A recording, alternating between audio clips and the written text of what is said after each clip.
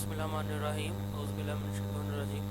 हाँ जी बेटा, ये हमारा पहला लेक्चर है मैथ का, क्योंकि जो जिस दिन क्लासेस स्टार्ट हुई थी ना हमारी ऑनलाइन पहले दिन, उस दिन असल में मेरी तबीयत ख़राब थी, तो मैं इस वजह से ना आपके साथ जूम पे कनेक्ट नहीं कर सका। तो वो जो उस दिन वाला लेक्चर है ये मैं आज आपको डिलीवर कर रहा हूँ।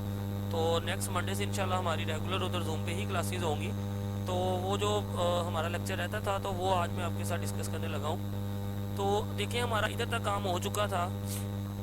तो ये 21 वाला क्वेश्चन हम लोग लास्ट टाइम में डिस्कस कर रहे थे, तो मैं इसको दोबारा डिस्कस कर देता हूँ। तो देखिए, इसमें 21 मैंने आपको लास्ट टाइम भी बताया था कि वेरी वेरी इंपॉर्टेंट क्वेश्चन है ये।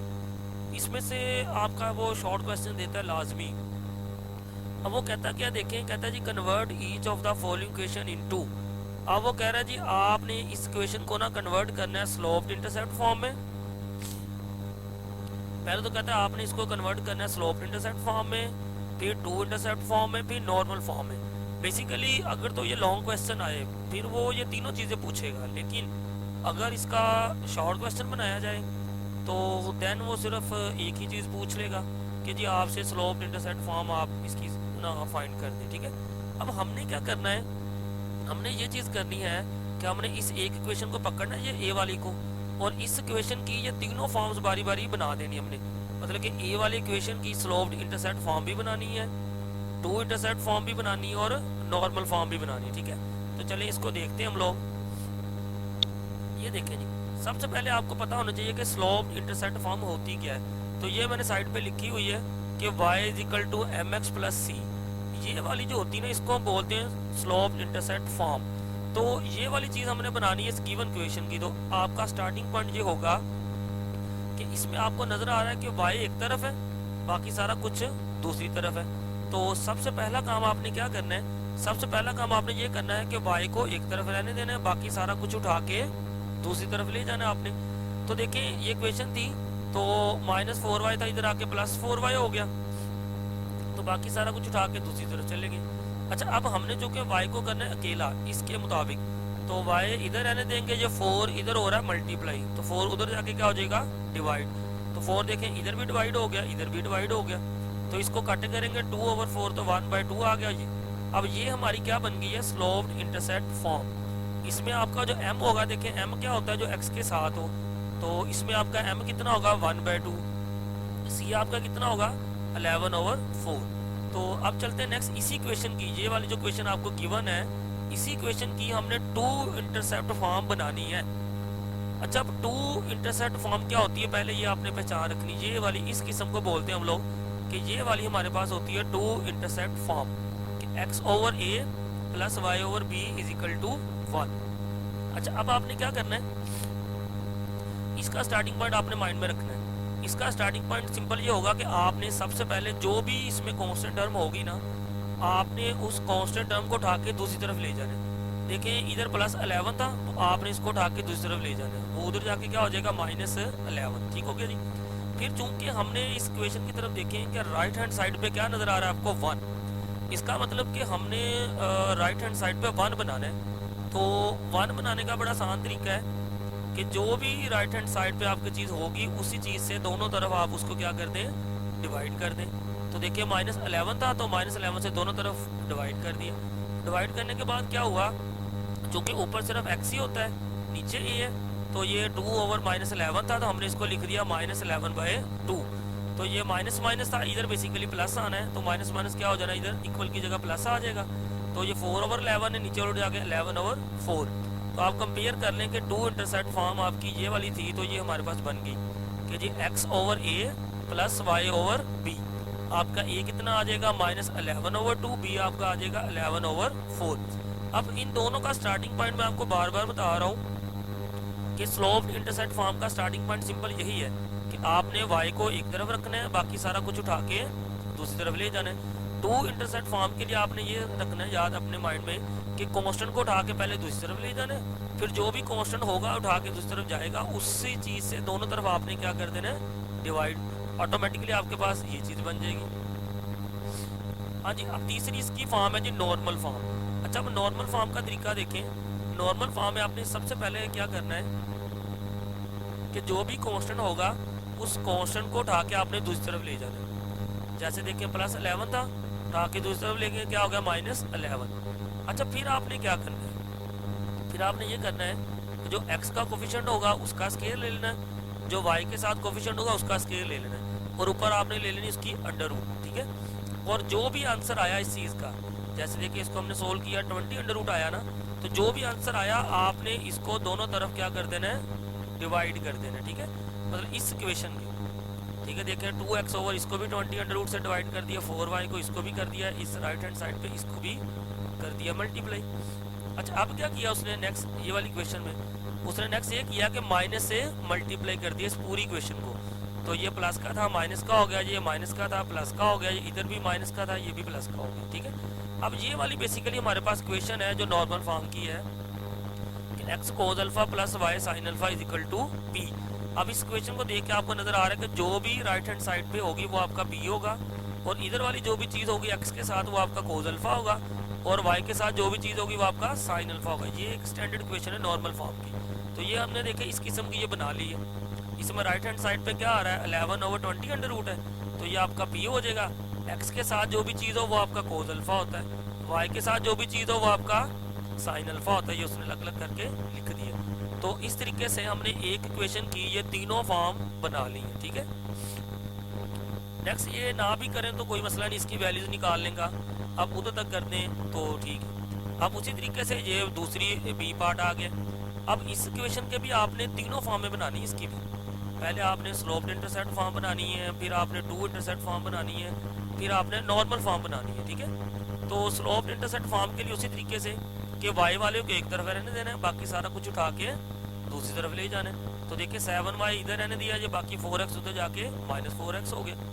अब चूंकि हमने y को करना है अकेला, तो y के साथ 7 क्या हो रहा है, मल्टीप्लाई, उधर जाके 7 क्या हो जाएगा, डिवाइड। तो देखो 7 इधर भी डिवाइड करिए, इधर भी डिवाइड करिए, ये आपकी इक्वेशन बन गई। इसको हम ऐसे लिखेंगे y is equal to mx plus C. इसमें आपका m कितना आएगा, -4 ओवर 7, और आपका c कितना आएगा, 2 ओवर 7, ठीक है जी। अब दूसरी इसकी बनाई हुई है टू इंटरसेप्ट फॉर्म, तो ये भी आपने इसको देख लेना है। ये नॉर्मल फॉर्म है, इसको आप खुद भी कर सकते हैं सोल्व, ठीक है। तो ये सारा काम ना एक ही क्वेश्चन है, तो इसी की तीनों क्वेश्चनें बनानी है। तो बाकी आपकी प्रैक्टिस है, आप बाकी क्वेश्चनों के भी इसी तरीके से ये बना देना। मैंने आपको ये क्वेश्चन करवाया हुआ था, तो लेकिन मैंने इसको ना रिवाइज कर दिया है। हाँ जी, अब नेक्स्ट चलते हैं, मैं इधर बुक से आपको दिखाता हूँ। ये वाला, ये 21 वाला क्वेश्चन हो गया। 21 वाला देखें, ये मैंने एक क्वेश्चन को आपको सिखा दिया है कि जी इस क्वेश्चन की ये तीनों फॉर्म हमने कैसे बनानी है, ठीक है। अब आपने ये बी पकड़नी, इसकी भी ये तीनों फॉर्म में बना देनी है। सी पकड़ना, इसकी भी ये तीनों फॉर्म्स आपने बना देनी है, ठीक है जी। तो तीनों का मैंने ये एक क्वेश्चन को ना तीनों में आपके बना के सिखा दिए। अच्छा जी, क्वेश्चन नंबर 22 है, तो ये भी बेसिकली शॉर्ट क्वेश्चन में ही आता है। अब उसने कहा क्या है, उसने हमें ये लाइनें दे दी हैं दो, हमें वो ये कह रहा है कि आपने ये बताना है कि ये जो दोनों लाइनें हैं ये पैरेलल है, परपेंडिकुलर है, या कुछ क्या है। तो इसके लिए आपने क्या करना है कि दोनों लाइनों का निकालना है स्लोप, ठीक है। इस लाइन का भी स्लोप निकालना है, इस लाइन का भी स्लोप निकालना है। तो मैंने आपको बताया था कि अगर तो दो स्लोप बराबर हों तो हम कहते हैं वो दोनों लाइनें पैरेलल हैं। अगर दो स्लोप को मल्टीप्लाई करें तो जवाब आ जाए -1, तो हम कहते हैं कि वो दोनों लाइनें का जो स्लोप है वो परपेंडिकुलर है। तो आपने जस्ट यही काम करना है। अभी तक तो हमने सीखा था कि पॉइंट्स आपको दिए उसका स्लोप कैसे निकालना है। इधर बेसिकली आ रही है आपकी इक्वेशन, तो इक्वेशन का स्लोप निकालने का क्या फार्मूला होगा। तो इसका सिंपल है, मैं आपको बता देता हूँ। तो देखें ज़रा, इसका आपने याद रख लेना है कि माइनस कोफिशेंट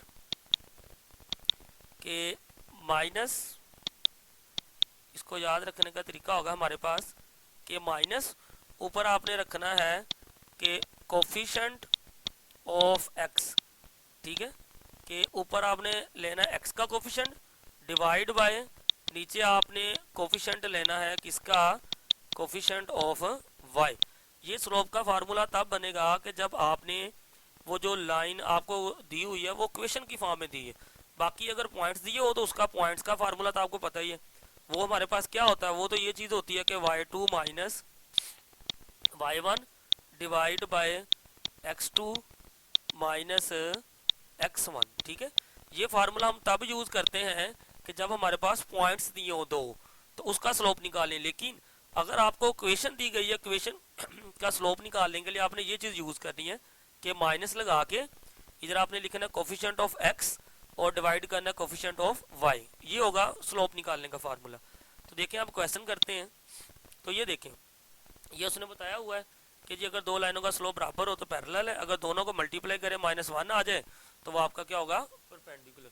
ये उसने -a/b वाले तरीके से किया, लेकिन आपको जो मैंने फार्मूला बताया आपने वैसे ही याद रखना है। देखें क्या होगा, आप माइनस लगा के कोफिशिएंट ऑफ x, अब इसमें देखें x का कोफिशिएंट कितना है 2, तो आपने लिखना है -2 divide by coefficient of y, y का कोफिशिएंट कितना है 1, तो -2 डिवाइड बाय 1, तो इस पहली लाइन का स्लोप कितना आ गया जी, -2। अब उसी तरीके से आपने इस दूसरी लाइन का स्लोप निकालना है।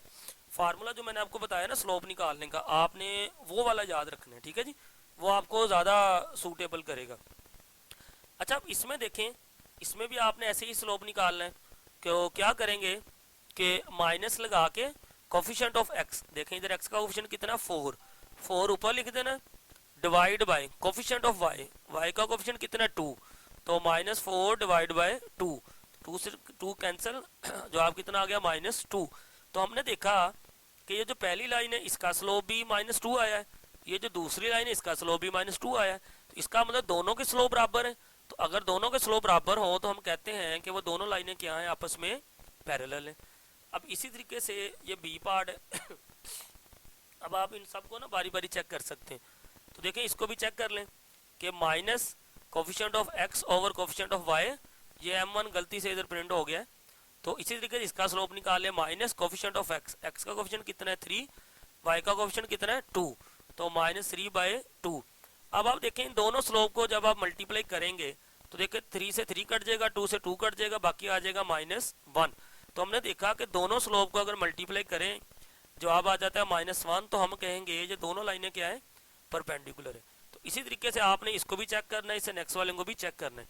अब इसमें क्या हुआ है, इसमें बेसिकली उसने चेक किया कि ये दोनों लाइनें ना तो बराबर आ रही हैं, लेकिन इनको अगर मल्टीप्लाई करें तो ना ही जवाब इसका -1 आ रहा है, तो उसने लिख दिया कि जी नाइदर पैरेलल नॉर परपेंडिकुलर।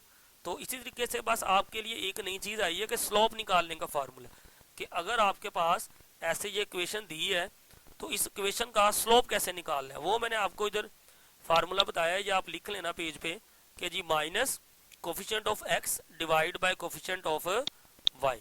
ठीक है जी, तो ये हमने नेक्स्ट यूज़ करना है नेक्स्ट क्वेश्चन में भी। ये फार्मूला आपने तब लगाना है कि जब आपने पॉइंट्स दिए हो स्लोप निकालना है उसके लिए। ये फार्मूला आपने तब लगाना है जब पॉइंट्स दिए हो, सॉरी ये आपने तब लगाना है जब आपको क्वेश्चन दिए हो, मतलब इस किस्म की कोई भी क्वेश्चन दे दिए, जैसे ये मैं लिख रहा हूँ 2x - 3y = 1 कर दें हम। ठीक है, अगर क्वेश्चन इस किस्म की दी है ना तो फिर आपने ये फार्मूला लगाना है स्लोप निकालने का।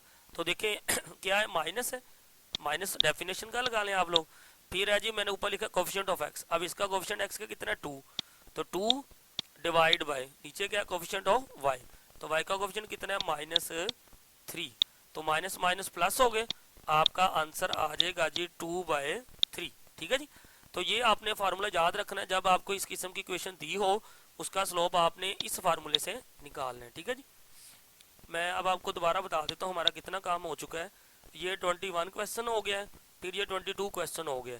तो 22 क्वेश्चन की मैंने ये ABCDE तक है, तो मैंने ये 3 को डिस्कस किया है, बाकी आप खुद भी करना, इसको ट्राई करना। ठीक है, तो दोनों लाइनों के बाद स्लोप निकाली जाने, अगर तो वो बराबर आ गए तो पैरेलल होंगे, अगर दोनों को मल्टीप्लाई करेंगे तो जवाब आ गया -1, इट्स मीन वो परपेंडिकुलर होंगे। ठीक है जी, तो नेक्स्ट हम इंशाल्लाह बाकी मंडे वाले दिन जूम पे ही कनेक्ट करेंगे, तो जो बाकी क्वेश्चन है इस एक्सरसाइज के 23 से नेक्स्ट वाले हम उधर ही डिस्कस करेंगे। ठीक है जी, ओके जी, अल्लाह हाफिज़।